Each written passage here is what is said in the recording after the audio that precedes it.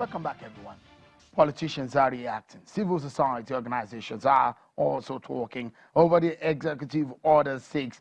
PDP says, and I quote, the party said the acronym step is clearly targeted at members of the opposition parties, perceived political enemies of President Muhammadu Buhari, while many Nigerians, including members of the business community, religious leaders, former political leaders, and traditional rulers, who are perceived to be averse to President Buhari's re-election bid.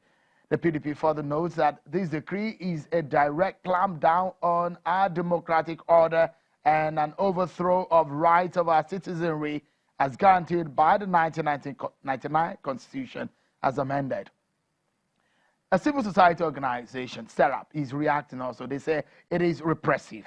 The group wrote, and I quote, Nigeria is a state party to the International Covenant on Civil and Political Rights, which in Article 12 guarantees the right of everyone to leave any country, including their own. The government cannot impose restrictions on this right unless any such restrictions are provided by law necessary to protect public order or the rights of others. The travel restrictions on the alleged 50 corrupt Nigerians clearly do not meet these conditions, end of quote. So tonight, we have the benefit of the experience of one of Nigeria's most senior lawyers, senior advocate of Nigeria, Chief Robert Clarke, and we're also hearing directly from the presidency, Madam Garba Shehu, who works with President Muhammadu Buhari, and they've been talking to us on the program. Let's continue the conversation, everyone, shall we? This question perhaps might sound very direct, and there are a lot of reactions, and one of it I would like to put to you. The Order 6, some people are making reference to the 1984 Decree number 4. Would such lawyers be right in their debate? No. They are quite out of the range of good reasoning. With due respect, Decree number 4 was promulgated by the military regime of Buhari and Idiagbon, in which specifically it was aimed at the press, and that the press should not publish anything that is false.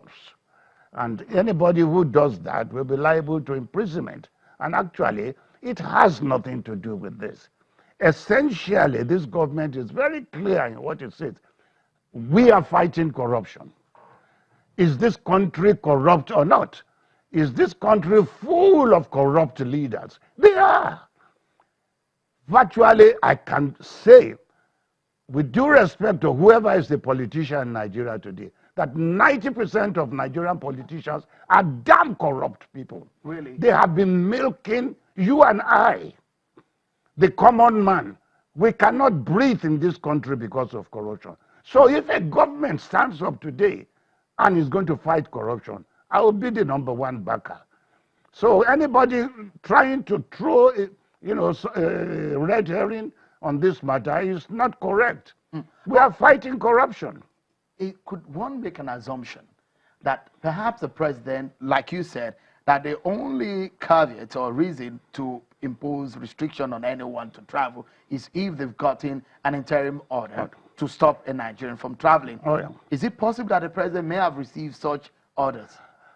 Fortunately, as the SS assistant told us, most of these 50 are already in court.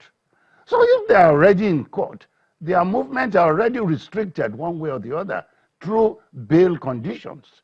So the only what government needs to do now, and I'm aware that most of them must have surrendered their passports, So what has to happen now is to vary the bail conditions, call them back, tell them, look, the judge will tell them, I am going to vary your bail restrictions. During the period of the trial, you must not travel out of the country. Then there's a legal efficacy being attached to Order 6. Or the government itself will come forward as prosecutors and ask under an interim order that an accused person before you, my lord, should be restricted from not moving out of Nigeria. Then they are given legal efficacy to Order 6. Could the regime of this Order 6 affect some of these ongoing courts? could there be any interferences or any kind of the regime of these Order 6? Can it also be applicable to any of these cases in court already? I want you to remember something. Order 6 is meant to recover stolen assets. That is the main reason. If you cannot recover cash from somebody who has, milked a ministry or an official who has stolen so much, if you cannot get cash from him, and you find that he's running a big hospital, he's running a big university, he has a big farm or something, or he has lengths of studio houses, buildings in posh areas in Lagos, then the essence of decree number 6 is to go to court, ask for an interim order to seize all these assets, pending the determination of the court proceedings. Chief Clarke, let me put you on the spot. You're an experienced Nigerian lawyer. If you were the president and you can see the way and manner corruption is in Nigeria, the way you have described, what else could you do? Would you have taken this decision by this president, or perhaps is there another thing you would do differently? Let me be honest. If Mr. President has the power under the Constitution to act alone in fighting corruption, I will have done more than what Buhari has done. But unfortunately, he does not have.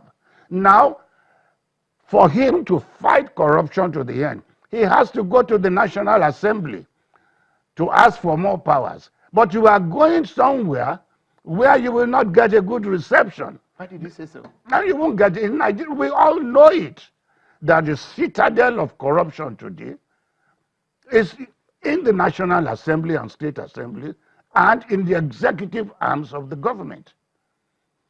When you give a governor in a state power to, control the funds of the state, power to control everything under the Constitution, what do you expect?